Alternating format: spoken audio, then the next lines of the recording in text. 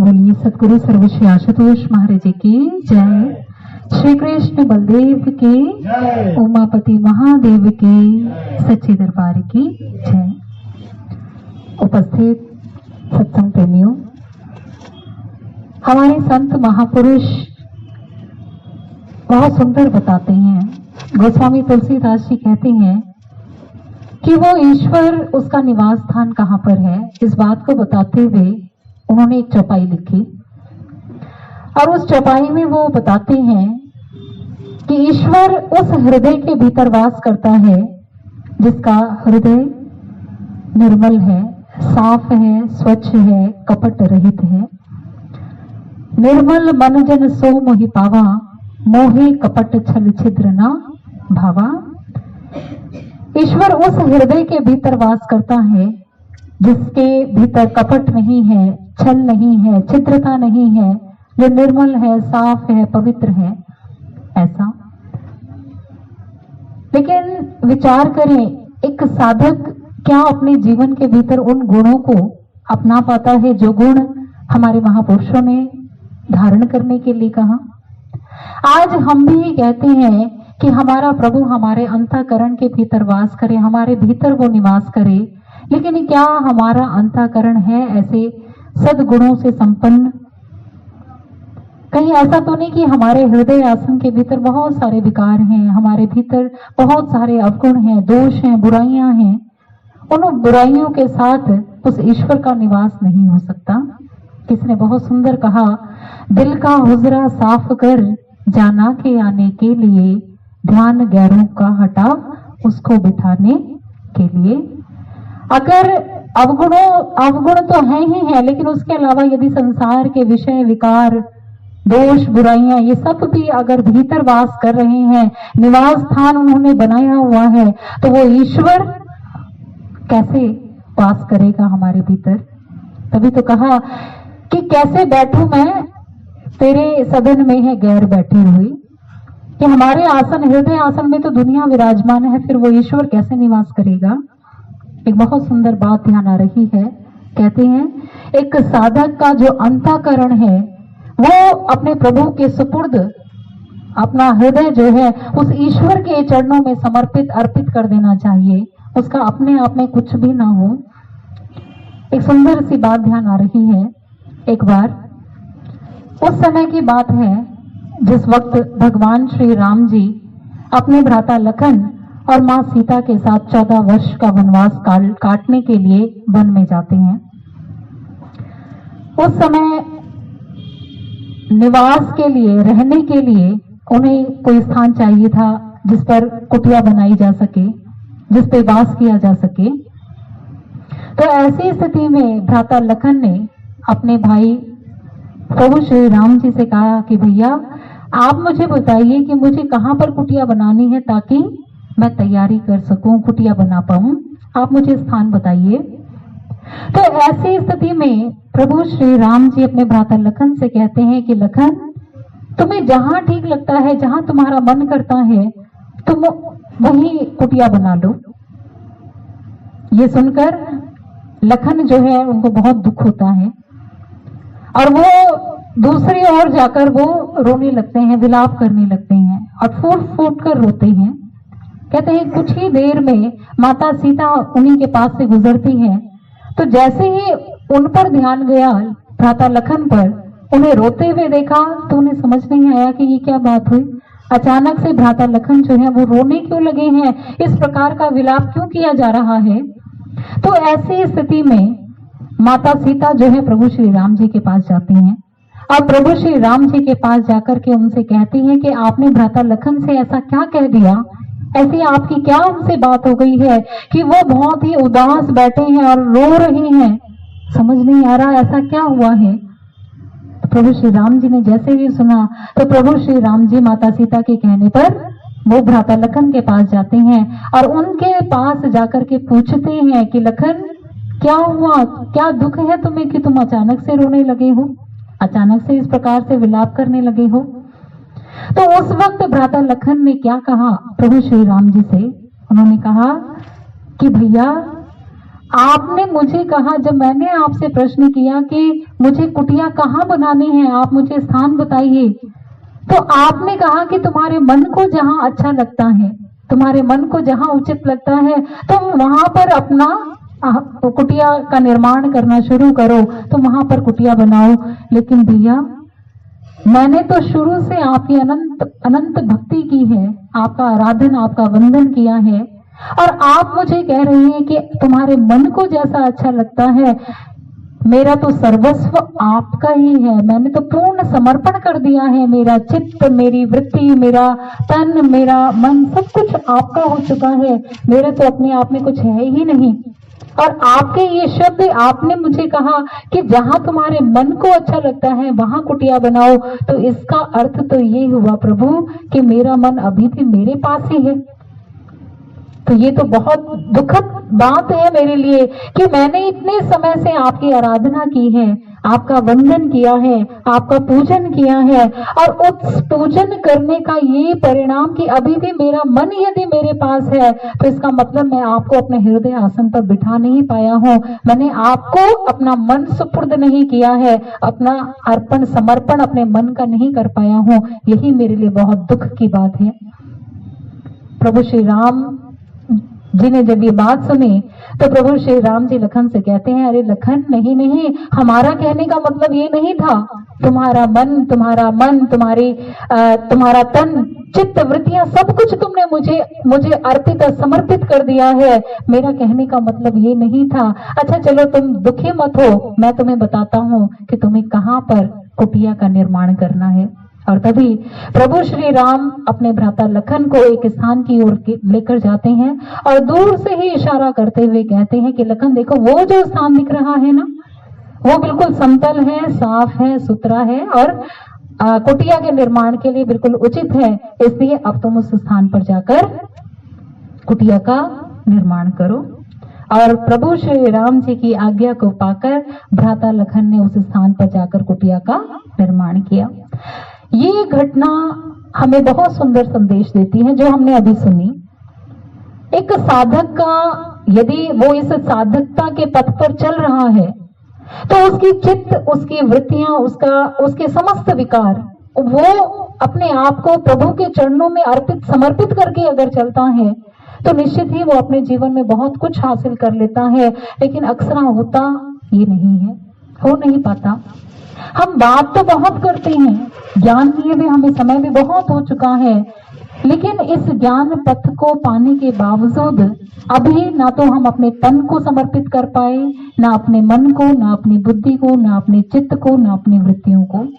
हमारा मन अपने स्थान पर है, हमारी वृत्तियां अपने जगह पर काम करती हैं। एक साधक का समस्त समर्पण अपने प्रभु के चरणों में हो जाना चाहिए।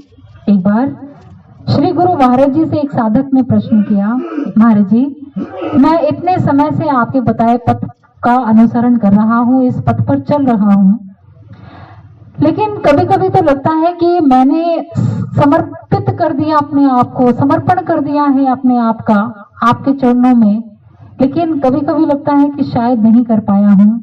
गुरुदेव, आप ही बताइए, क्या मैं सच में कर पाया हूँ अपना समर्पण, अपने आप को अर्पित आपके चरणों में? तो उस वक्त श्री गुरु महाराज जी ने क्या जवाब दिया जानते हैं?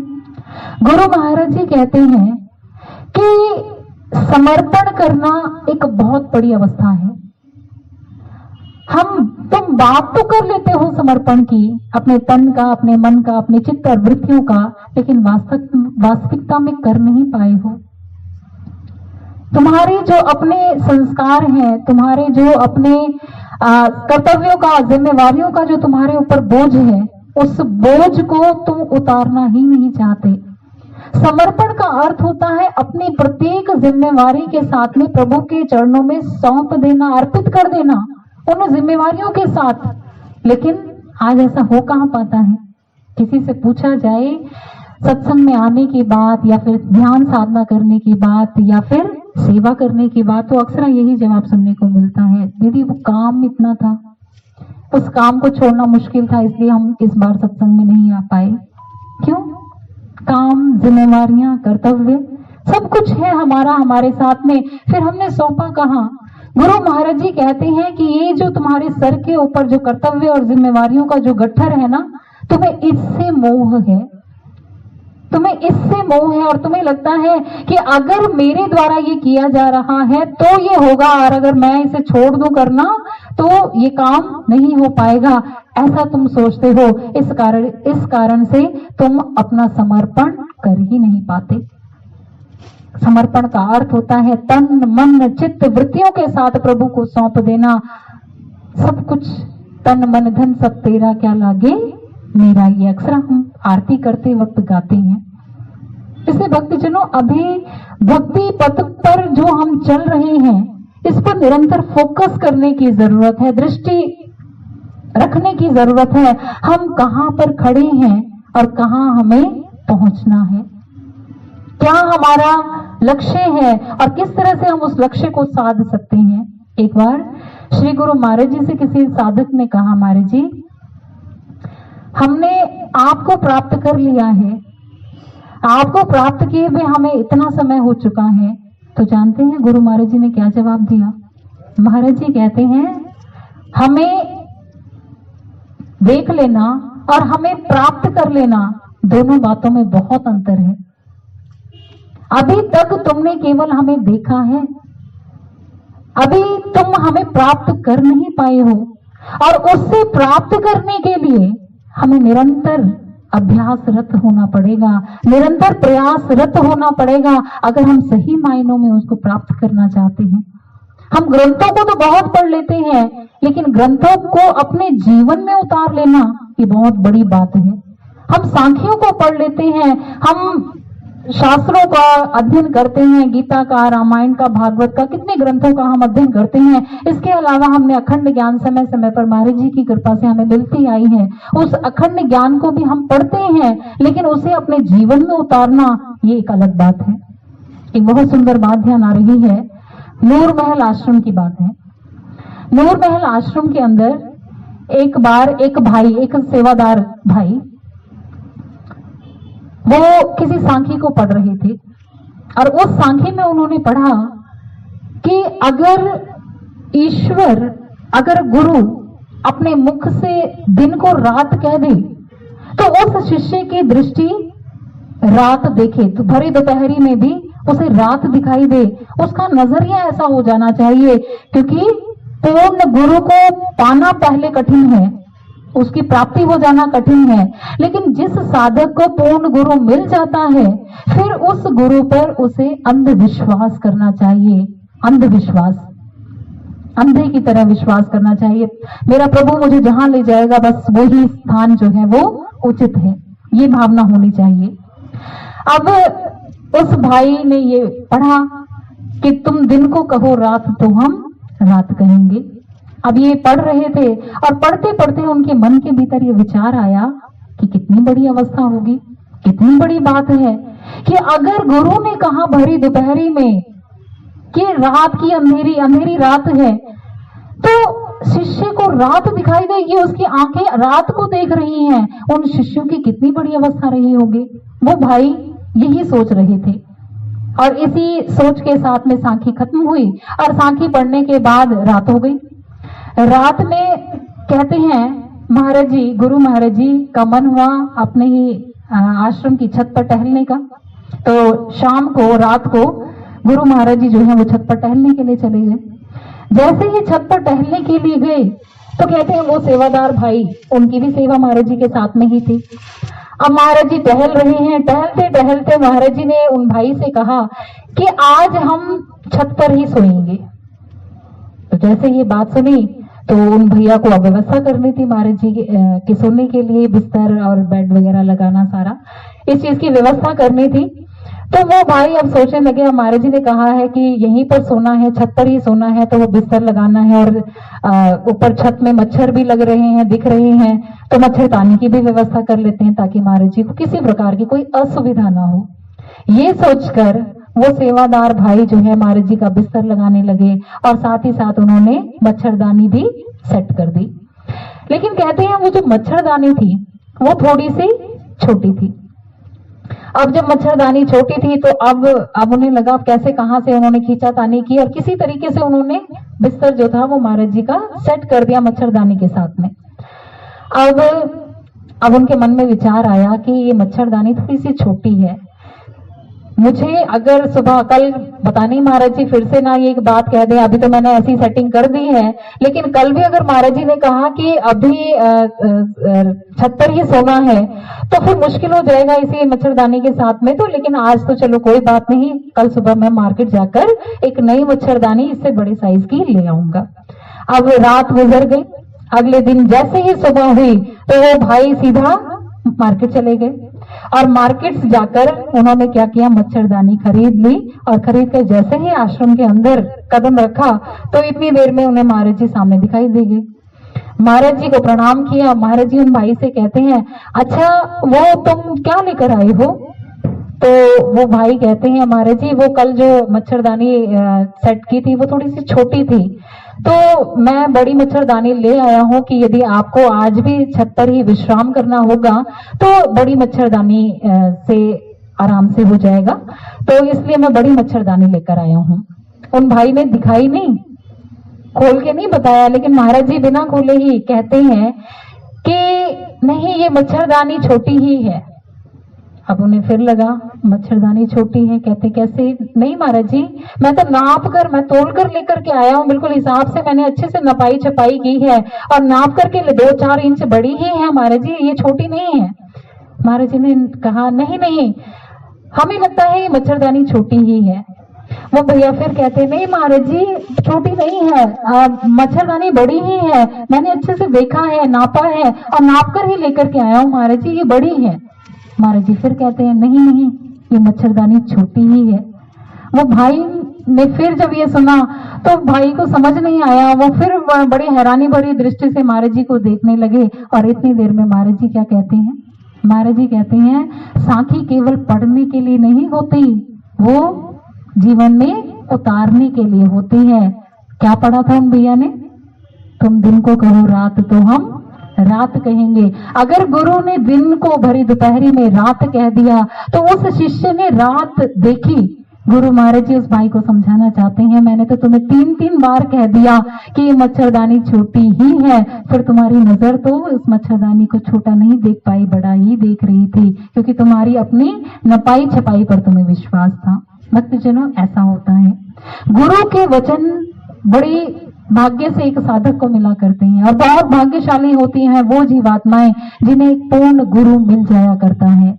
फिर ऐसे गुरु को पाने के बाद शिष्य का ये प्रथम कर्तव्य बनता है कि वो उन पर अंधविश्वास करे। एक और घटना इसी से संबंधित ध्यान आ रही है।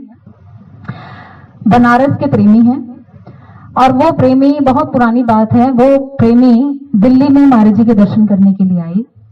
जिस वक्त वो दिल्ली में आए थे तो उनकी वापसी के टिकट भी जो थी वो सुनिश्चित थी, रिजर्व थी। अब हुआ ये कि जैसे ही वो दिल्ली आए, गुरु महाराज जी के दर्शन भी कर लिए और कुछ दिन उन्होंने महाराज जी दिव्यधाम आश्रम के ही अंदर बिताया, सेवा की तन से, मन से, लगन से।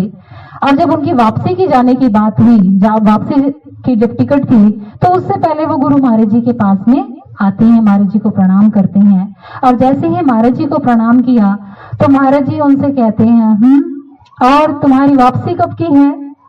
तो वो भैया, उनकी पत्नी और उनके 3 बच्चे, छोटे छोटे बच्चे, ये पूरा परिवार जो था वो महाराज जी के दर्शन के लिए दिल्ली आए हुए थे। महाराज जी ने जब पूछा कि अच्छा तुम्हारी वापसी कब की है, तो इनकी वापसी थी कल की। कल सुबह ट्रेन से नहीं जाना था, जल्दी की ट्रेन थी, इन्होंने कल सुबह निकलना था। तो ये महाराज जी से कहते हैं महाराज जी हमारी ट्रेन जो है वो कल की है। तो महाराज जी फिर कहते हैं परसों की है?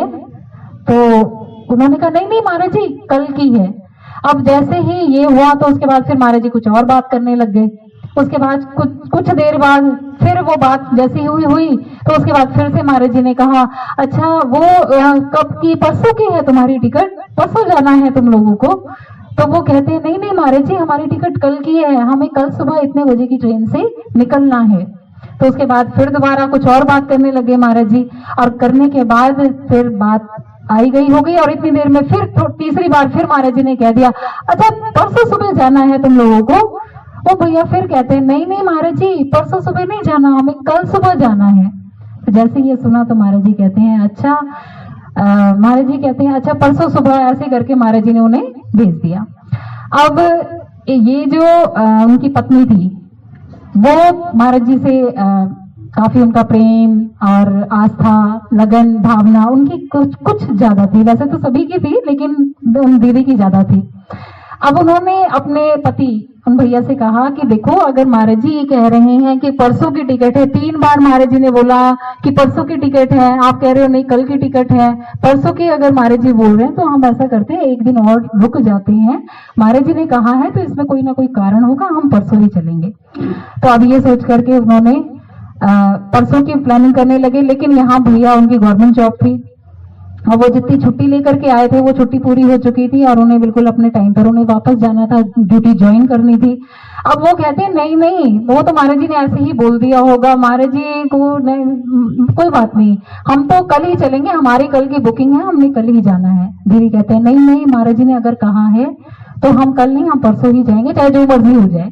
अब इनकी थोड़ी सी नोकझोंक भी हो गई, थोड़ी लड़ाई भी हो गई कि कल और परसों के चक्कर में। अब कहते हैं, लेकिन बात जो थी वो वाली महाराज जी वाली ही, उन्होंने, दीदी ने यही कहा कि नहीं, महाराज जी ने जो कहा है हम वही करेंगे, अब चाहे जो मर्जी हो, चाहे ड्यूटी ज्वाइन करनी हो, चाहे जो मर्जी हो, हम परसों ही जाएंगे। अब ये सोचकर उन्होंने क्या किया, वो परसों की ट्रेन से रवाना हो गए बनारस के लिए। अब कहते हैं ये ट्रेन में थे, सफर कर रहे थे कि इतनी देर में न्यूज़पेपर इनके हाथ में आ गया।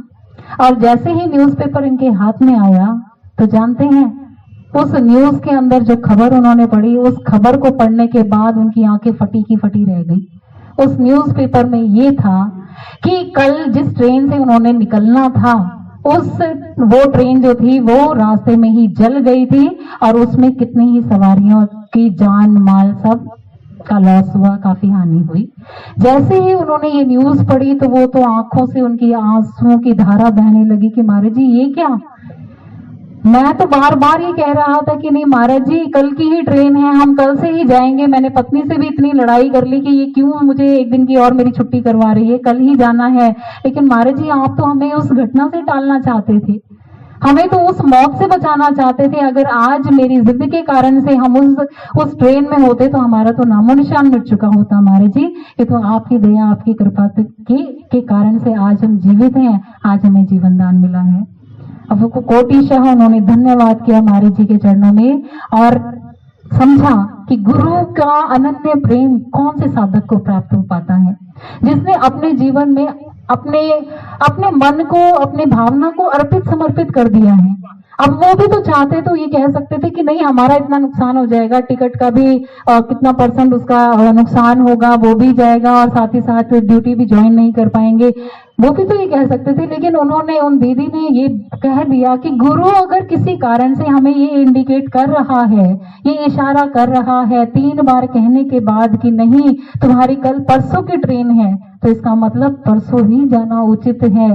प्रभु की रजा में राजी रहना ही उचित है, उसी की आज्ञा में एक शिष्य का, एक साधक का कल्याण है। इसलिए अपने आप, अपने मन को सुपुर्द कर दें हम अपने प्रभु के, क्योंकि हमारा प्रभु हमारा हित बहुत अच्छे से जानता है, हम नहीं जानते हैं। वो ऐसा कुछ संस्कार बना देता है जिसके कारण से हमारा कल्याण निश्चित है। एक बहुत सुंदर बात यहाँ आ रही है इतिहास की। कहते हैं मुकुंद शिष्य और उनके गुरुदेव थे युक्तेश्वर गिरी जी। कहते हैं युक्तेश्वर गिरी जी के पास एक दिन मुकुंद जो था वो फूल गोभी, वो उसके 3 फूल लेकर के 6 फूल लेकर के गुरुदेव के चरणों में गया। शिष्य ने गुरुदेव को प्रणाम किया, और गुरुदेव को प्रणाम करने के बाद कहा कि गुरुदेव आप इन्हें स्वीकार कीजिए, मैं ये आपके लिए लेकर आया हूँ। तो जैसे ही गुरुदेव ने वो भेंट देखी तो गुरुदेव युक्तेश्वर गिरी जी बहुत खुश हुए, बहुत प्रसन्न हुए, और उन्होंने कहा अच्छा चलो ठीक है, इन्हें रख दो, इन्हें अभी वहां पर रख दो, कल सुबह जब लंगर बनेगा गुरु दरबार में तो उस वक्त तुम्हारी ये सब्जी जो है उसमें काम आ जाएगी, इसलिए तुम इसे संभाल दो। अब शिष्य साधक ने क्या किया, गुरुदेव के कहने पर, युक्तेश्वर गिरी जी के कहने पर उन्होंने वो फूल गोभी जो थी वो अपने अपने ही कक्ष में रख दी और खुश हो गया। अब क्योंकि मुकुंद ने वो अपने हाथ से उगाई थी तो इसलिए अपनी चीज से प्रेम भी बहुत था। तो ऐसे में हुआ क्या, अब अगला सवेरा हुआ और सवेरा होते ही गुरुदेव युक्तेश्वर गिरी जी मुकुंद से कहते हैं कि चलो मुकुंद, अब हम बाहर भ्रमण पे निकलते हैं, सुबह प्रातः काल के भ्रमण पर निकलते हैं, तो चलो चलते हैं। उस शिष्य ने क्या किया, मुकुंद ने उस फूल गोभी को, उस सब्जी को अपनी ही जो उसकी खटिया थी उसने नीचे रख दिया और नीचे रखकर वो घूमने के लिए गुरुदेव के साथ में चल दिया। गुरुदेव के साथ और भी बहुत से शिष्य थे।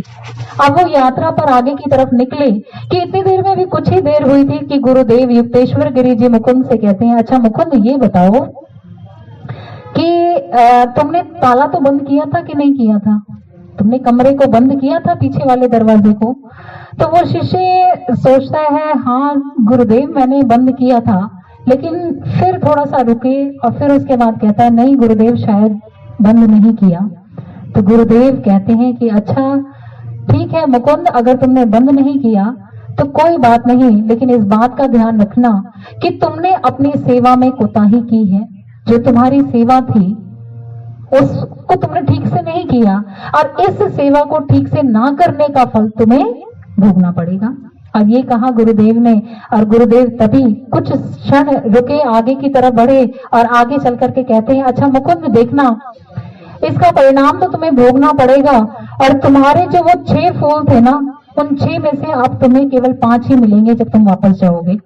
ये कहा और ये कहकर सच में वो शिष्य जो था वो गुरु दरबार की ओर जब वापस आने लगे सभी के सभी, तो जब वो आने लगते हैं कि इतनी देर में गुरुदेव कहते हैं कि अच्छा मुकुंद देखो फलाना व्यक्ति तुम्हें दूर दिखाई दे रहा है जाते हुए। वो कहता है, हाँ गुरुदेव जाते हुए दिखाई दे रहा है। तो गुरुदेव ने फिर कहा कि अब देखना, अब कुछ ही देर में ये वापस लौटेगा। फिर देखा कि सच में वो वापस लौटा। फिर जाता हुआ कहाँ दिखाई दिया, मुकुंद के कक्ष की ओर। उसने अंदर गया, अंदर जाकर वो कक्ष में आया और कक्ष में आकर उसने क्या किया, वो 5-6 में से एक फूल लिया और चलने लगा।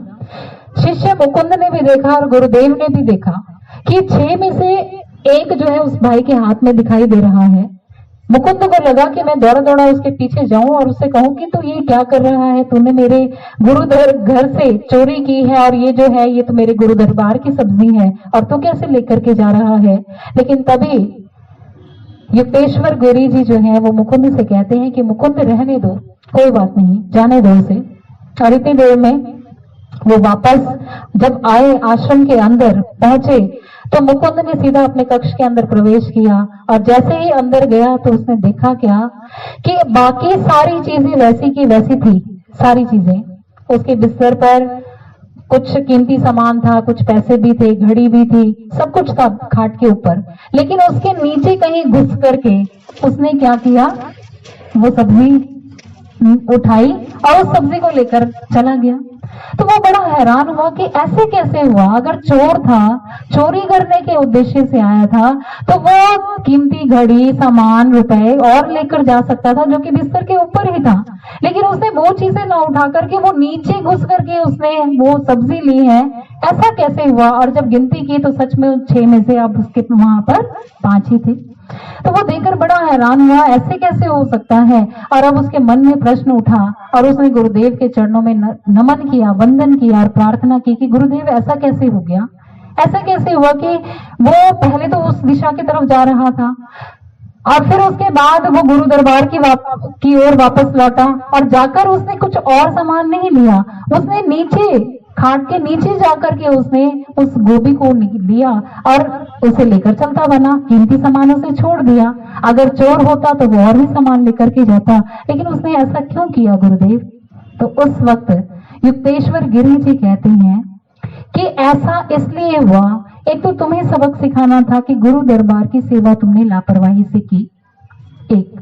दूसरी चीज कि अगर गुरु किसी के हृदय के भीतर कुछ डाल दे तो निश्चित ही वैसा हो जाता है। उसके भीतर ये मैंने डाला था कि उसके मन में ये उठा कि मुझे वो एक फोन ही उठाना है, ये मैंने उसके अंदर डाला था।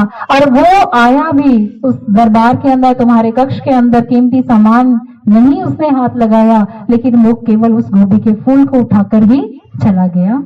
ऐसा इसलिए क्योंकि अगर एक गुरु जो है अपने शिष्य के भीतर कोई भाव को डाल दे तो निश्चित ही वैसा हो भी जाता है। फिर उसकी चित्त वृत्तियां चाहे कहीं किसी भी दिशा की तरफ क्यों ना हो, अगर उसने डाला तो निश्चित है ऐसा होगा।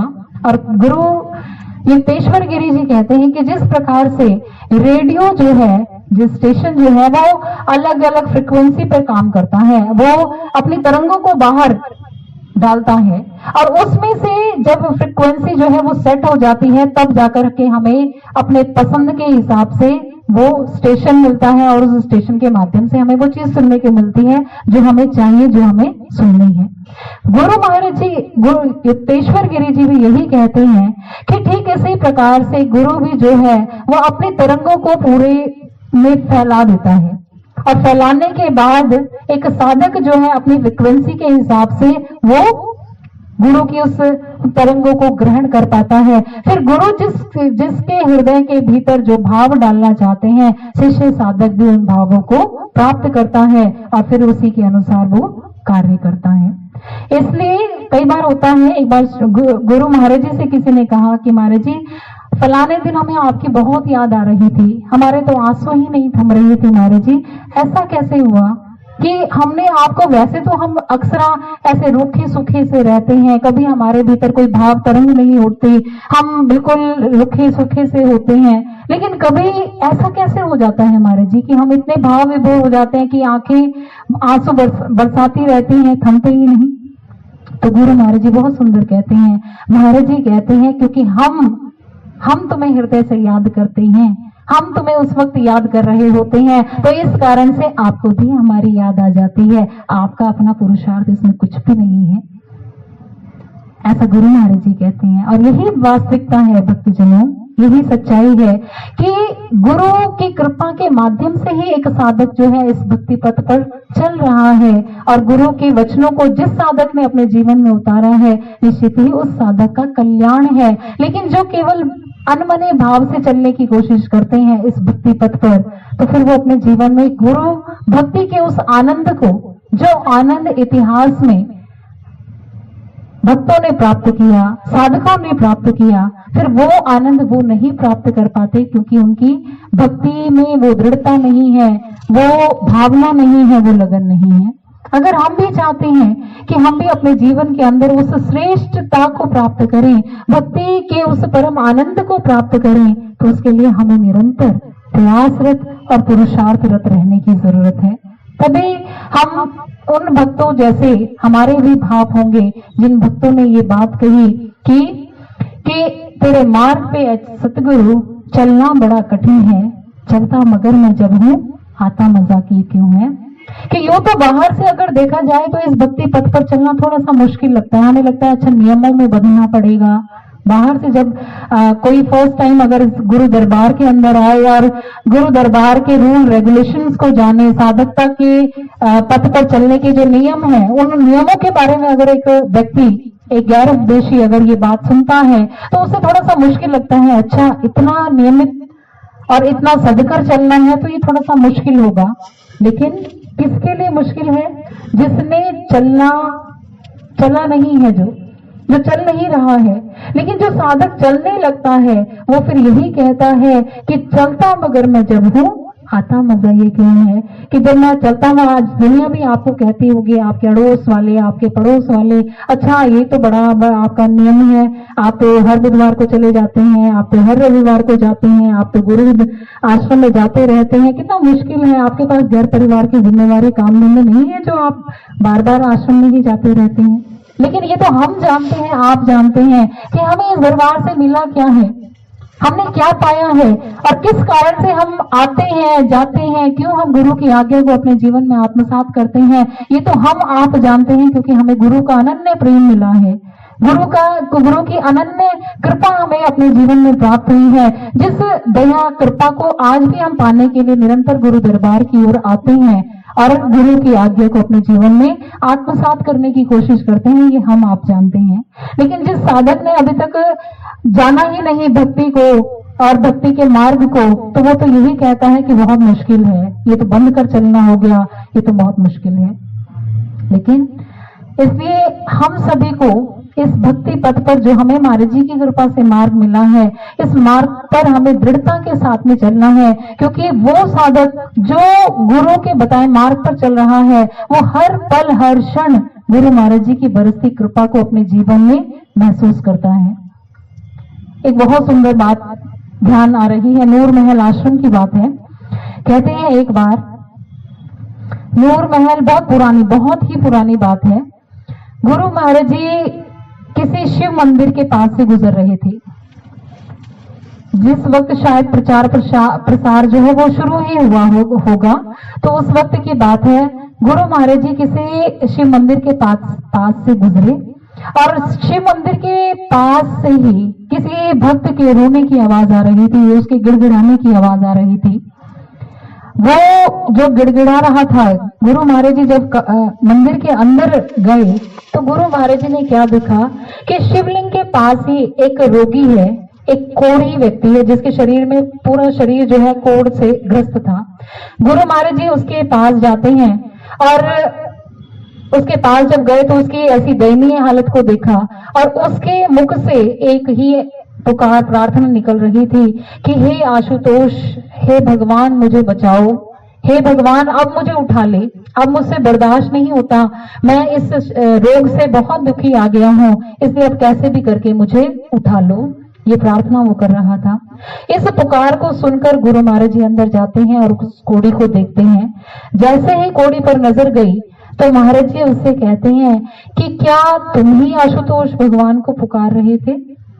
तो जैसे ये सुना तो वो भाई कहता है कि हाँ, मैं ही पुकार रहा था, मैंने ही प्रार्थना की थी और मैं बहुत तंग आ गया हूँ अपने इस रोग से, इसलिए अब मैं ये चाहता हूँ कि बस अब भगवान मुझे किसी भी तरह से उठा ले।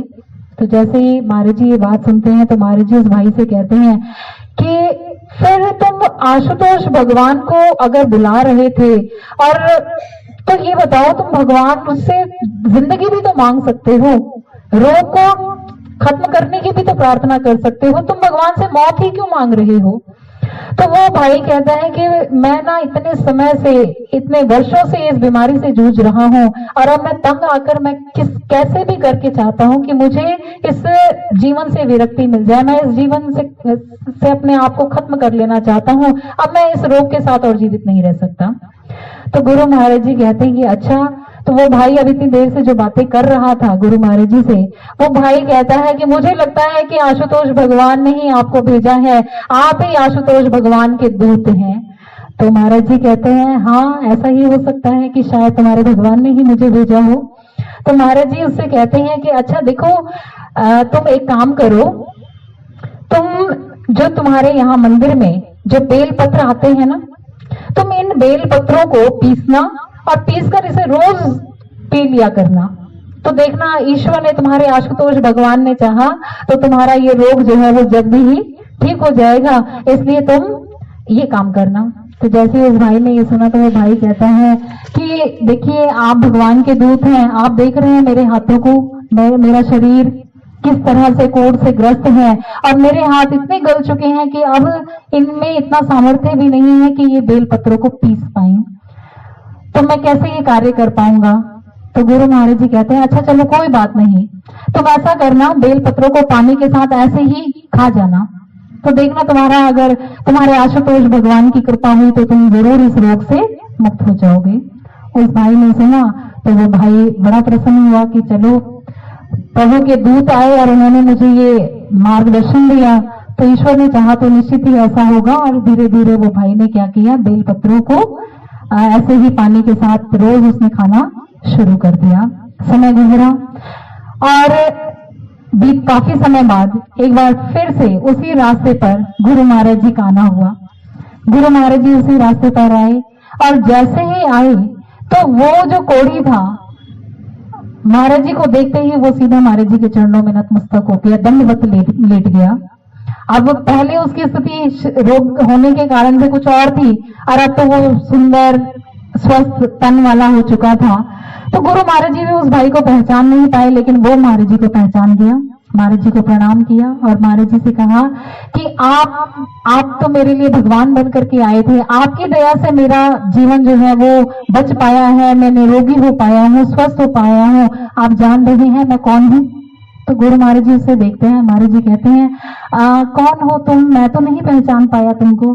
तो महाराज जी, वो भाई कहता है कि महाराज मैं वही हूँ जो इतने समय पहले कोढ़ से ग्रस्त था, रो रहा था, और आपने मुझे वो दवाई बताई थी, और वो दवाई के आधार पर आज जो है मैं ठीक हो पाया हूँ। तो गुरु महाराज जी कहते हैं अच्छा तुम्हें कोढ़ था, अच्छा तुम्हें क्या दवाई बताई थी हमने। तो वो भाई कहता है आपने ना मुझे कहा था कि बेल पत्रों को पानी के साथ पी लेना, खा लेना तो फर्क पड़ जाएगा। तो वो कहता है कि आपकी दया से ही ऐसा हो पाया है, मैं बिल्कुल ठीक हो पाया हूँ, मैंने ऐसा लगातार लिया है, दिया है। तो महाराज जी कहते हैं अच्छा ये दवाई तो बड़ी कारगर है, इस दवाई से तो कितना तुम्हारा रोग दूर हो गया। ये तो समाज में और भी बहुत से रोगों की कोढ़ियों का रोग दूर करने का सामर्थ्य रखती है। तो तभी जानते हैं उस भाई ने क्या कहा। वो भाई महाराज जी से कहता है मैं जान चुका हूं कि आप कौन हैं। ये उस दवाई के कारण से मेरे शरीर पर इतना प्रभाव नहीं पड़ा कि आज मैं कोढ़ से स्वस्थ हो चुका हूं, निरोगी हो चुका हूं। ये आपका नहीं, ये उस दवाई का नहीं, आपके वचनों का प्रताप है। आपने अपने श्रीमुख से जो वचन कहे हैं, ये उन वचनों के कारण से मुझ पर असर हुआ है, वरना तो आज से पहले न जाने कितने समय से भूखा प्यासा जब मेरे घर वालों ने मुझे छोड़ दिया था और इस मंदिर के पीछे ला करके मुझे छोड़ दिया था, ना मेरे पास कुछ खाने के लिए था, ना मेरे पास कुछ पीने के लिए था। तो ऐसी स्थिति में मैं इन बेल पत्रों को ही तो खाया करता था। इतने वर्षों से मैं इन बेल पत्रों को खाता आया हूँ, तब तो मेरा रोग ठीक नहीं हुआ, तो अब मेरा रोग कैसे ठीक हो गया। ये आपके वचनों का प्रताप था, ये आपके वचनों का कृपा प्रसाद था, जिस कारण से आज मेरा जीवन क्या से क्या हो चुका है। भक्तजनों, आज ऐसा ही इतना महान गुरु हमें मिला है जो गैर उपदेशियों पर ऐसी कृपा कर सकता है। तो हम तो बहुत महाराज जी के शिष्य हैं, साधक हैं, संतान हैं, तो क्यों नहीं हम पर क्यों नहीं असर होगा। ना होने के पीछे एक ही कारण कि शायद हमारे पुरुषार्थ में कमी है, प्रयास में कमी है। अपनी कमियों का ध्यान करते हुए हम निरंतर आगे की ओर बढ़े, गुरु महाराज जी की प्रत्येक आज्ञा को अपने जीवन में आत्मसात करें, तो देखिए हमारे जीवन में भी निश्चित ही ऐसा परिवर्तन आएगा। गुरु की कृपा हम भी अपने जीवन में संजो पाएंगे, समेट पाएंगे। बोलिए सतगुरुदेव महाराज जी की, सच्चे दरबार की।